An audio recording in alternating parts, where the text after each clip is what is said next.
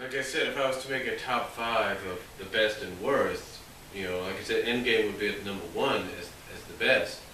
Adventure would be like at number 2 as the best. And worst, I'm not too sure about that, but I'd have to say maybe the Iron Dominion might be in the middle of the top 5 there. But, it's more along the lines of what is good and what isn't. And,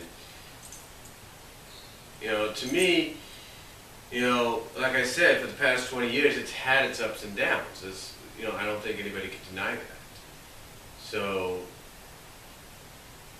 again, it's had its ups and downs. It's had its fair share of good stories and bad stories.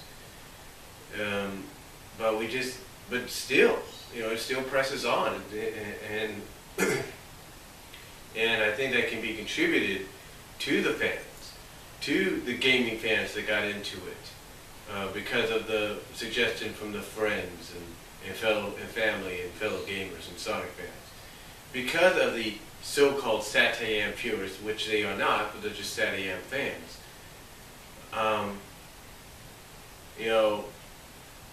Because of them looking at it as that last vesture, that last part, that last cling, the last part of Sat-AM that still exists. So, to me, this is why the comic has lasted as long as it has. And, some people might look at it and say, well, that's not because of that, is it? And yet, hey, yes, it is. It is because of that. No matter what other people say, it is because of that. It is because of those numerous reasons. And then also you take into effect that Archie Comics is selling all these back issues and archives. And I remember at a time, and I think they still do it, maybe not, they used to allow people to order an entire year's worth of issues, so that if you didn't have the money to read those issues, so if you missed a year, you could order those issues and read them and catch up. But now you have the archives, you have the select books, you have the graphic novels, you have the saga series, you have all these. And it's all because of the fact that because of these separate fan bases, because of this overall fan base, the gaming fans and the Sat-AM fans and whatever else, you've had this comic last as long as it has. You've had this comic spin-off of a Knuckles comic, which unfortunately did not last long. You had it spin-off the Sonic X comic, which unfortunately did not last long. You had it spin-off its current spin-off and successor, Sonic Universe. As well as you've had it spin off a lot of these, like I said, a lot of these archives and select books that allow, along with graphic novels and sagas and stuff like that, including an encyclopedia, that allow people to catch up on what's going on, as well as with the encyclopedia, allow them to know who's who and what's what.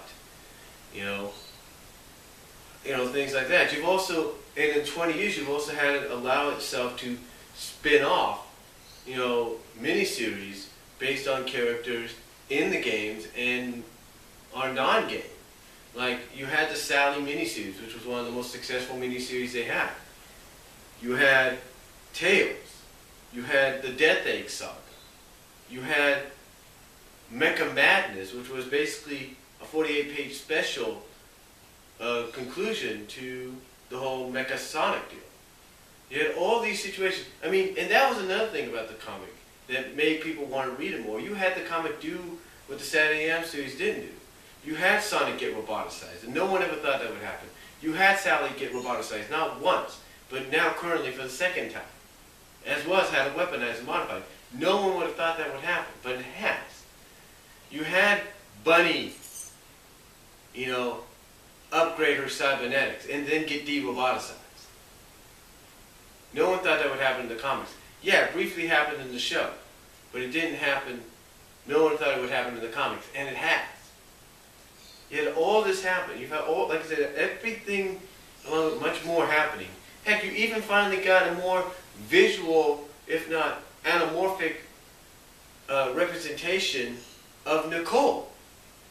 And that's something we didn't get in the cartoon, and I don't think anybody would have saw it coming in the comics, but yet it's happened. We've had expansions on the families, on Sally's family, besides just her father. We find that she's got a brother and a mother. Sonic's got parents. Tails has got parents. I mean, you name it. And it's gone and done things that the cartoon never did. And you wouldn't have expected in this comic when it first started. It had characters dying. And again, when this comic first started, nobody would have thought that would happen, and yet it has. And that was the evolution of this comic in the past 20 years, and what's kept it, going, since, what's basically kept it going. Because of everything that I've mentioned in these previous videos and parts. And, I understand people, again, like I said, you're going to have different fan bases. Different divisions of fans who like what's going on, who don't like what's going on, who want this and they want that. You're going to have that. And again, it's the same with any other comic book franchise or franchise adapted into a comic book series ever. And also in the past 20 years, you've had it enter the Guinness Book of World Records, I should say, as the longest running comic book based on a video game or any franchise. Adapted franchise, that is.